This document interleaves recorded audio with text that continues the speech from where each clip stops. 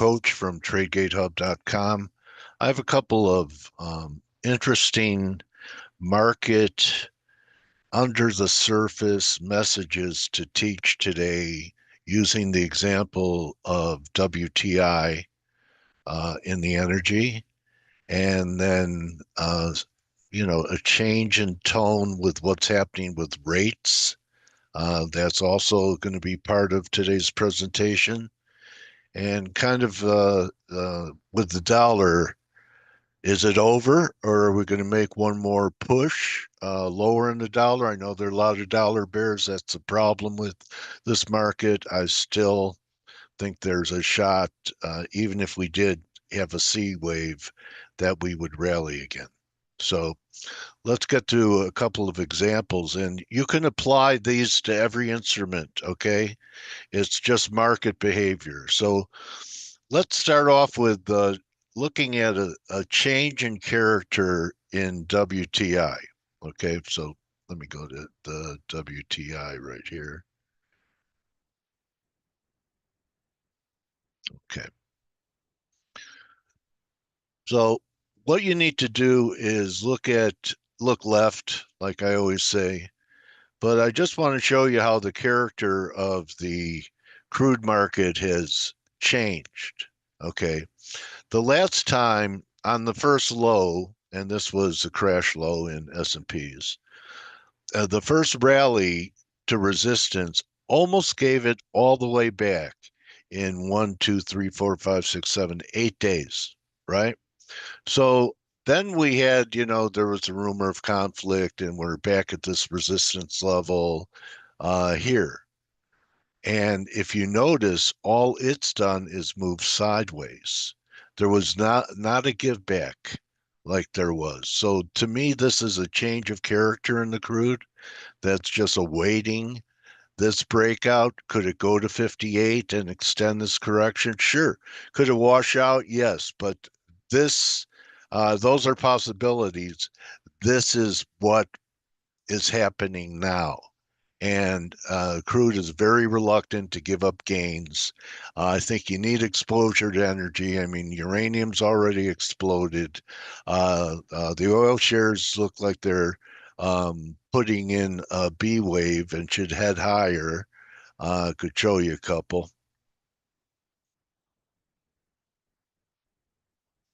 Also, I think there's a big buy coming in natural gas in June.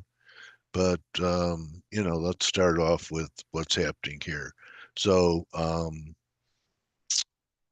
here we go. Here's Oxy. All right. First wave holding, ready to advance again. Here's the ETF. Same thing, looks a lot like crude. It's meant to mimic crude. Here's XLE, right? So it really didn't give it back at all compared to what oil did. So, here's even the Brazilian one, but Petrobras putting in a higher low. So I just wanted to cover being aware and alert of what a market had been doing and what it is now doing. And if there's a shift in character about it being more resilient, less resilient, there's a market message in that. All right, now I want to go to interest rates. Okay, and this is the formation I'm going to work off of on the 10-year yield. Get to it here. There you go. So we're up a couple pips today, and we could even go to 470 first. But what I see developing here is a triangle. Okay, so I'm looking for a pullback towards towards 4%. All right, I know there's going to be stopping points along the way, but I think that we could pull back to 4% and then eventually put the weekly up, break out to the upside. So there's a window right now of opportunity in this triangle, as you could tell. This has really been a triangle, right? It's gone nowhere for a long time. So do something like this. Okay. All right. So what I'm expecting now is a little bit of interest rate relief, which, you even look at TLT, it may have bottomed for some type of rally, maybe even back to 91, 92. Just a trading bounce for now because I'm going to time my TLT. I'm not sure where it's going to be when we're at 4% on the 10-year yield, but we should get a pretty decent rally out of that. And then the final washout. And a new March to new highs in the 10-year. If you just take the width of the formation here, you're talking 502 and 336. Let's call it 160. I mean, here you're talking about 630, 6.5 on the 10-year going forward on a breakout. But in the meantime, there's going to be this pullback. I think that some of the housing stocks could benefit from it. I know this is a currency report, but let me just show you something that looks pretty good to me. And it's pretty contrarian. And here you go. Here's DH Horton. Okay. Uh, this has been 61.8% pullback from here. And if I'm right about yields, and you look at the 4-hour chart, this 116 level could hold and we could get a pretty nice rally in the housing stocks. So just something to pay attention to as a contrarian trade. I'd wait because I think there's going to be a break in S&Ps into early next month, but there could be something to do on a counter trend basis in a really sold out area, and that would be housing. All right, let's get to the currencies now. So yesterday I pointed out that the point of control or risk was going to be par 50, and we're playing with it right now. We're up here, 99.50 was the number. Okay, so it looks like it wants to take it out. So I'd say you have to wait for a close over 99.50, and then if you want to stop intraday, maybe you put it at 99.80, okay, above this moving average. Because I look at this 2-hour chart and we didn't diverge down here, right? We confirmed this low. So I still want to give the fact that this dollar move is a trend and that we didn't finish it and that there's going to be another break to the upside. So I took a long in a euro. I'm down.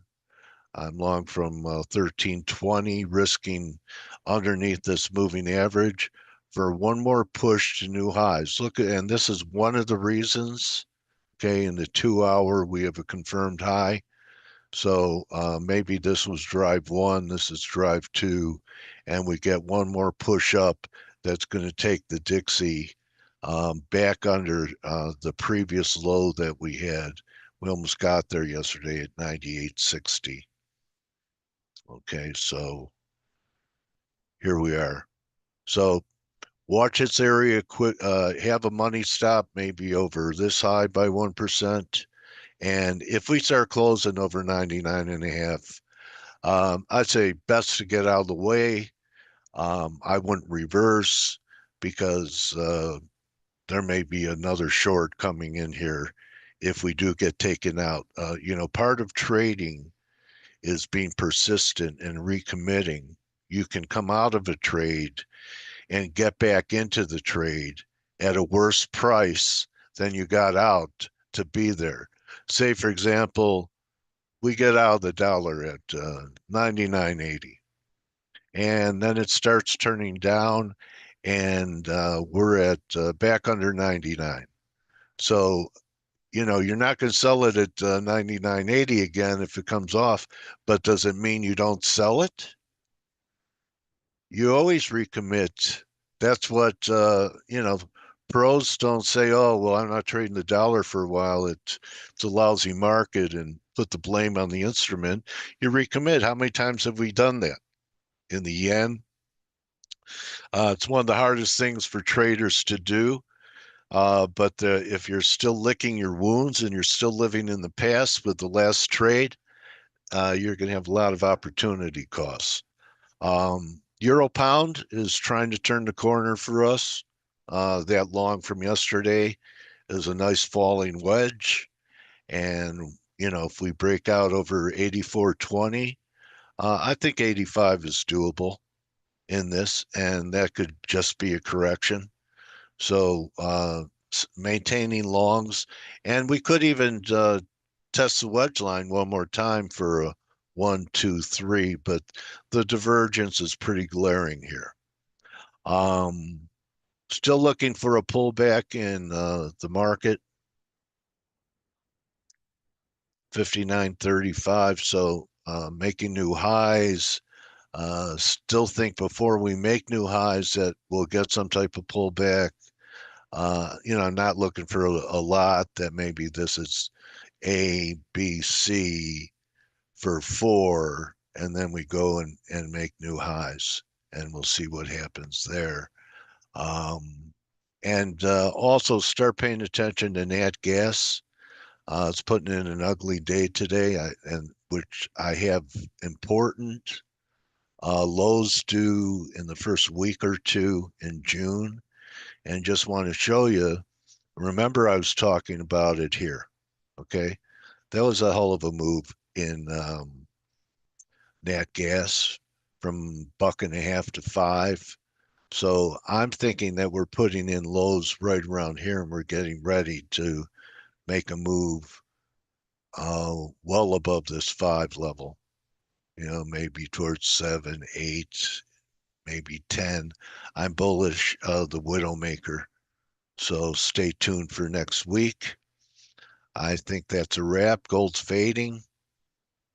I know a lot of people are still bullish, but I think there's still a chance that there's lower levels coming. Seems to be trading counter trend to the market. And here's this line is going to come in, the speed line, which I like. It's going to come in a little over 3,000 in the coming days or weeks. If we could take out 3,200, this is going to be an area that I'm sure people are going to be buying the dip at 3 grand, even though it may, continue lower towards 28. Maintaining my discipline. I know silver's acted great, but you see this dot. I'm still waiting for this stop, which is 61.8 back of this move. We didn't take those highs out yet. Still think that can happen. So I posted some things in the room.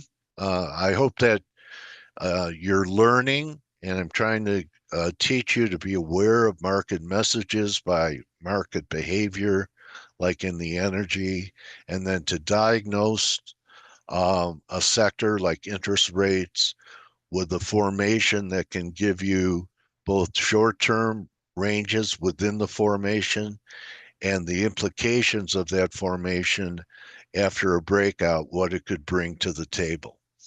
But above all, don't just count your pips, count your blessings. I'll see you guys back here tomorrow.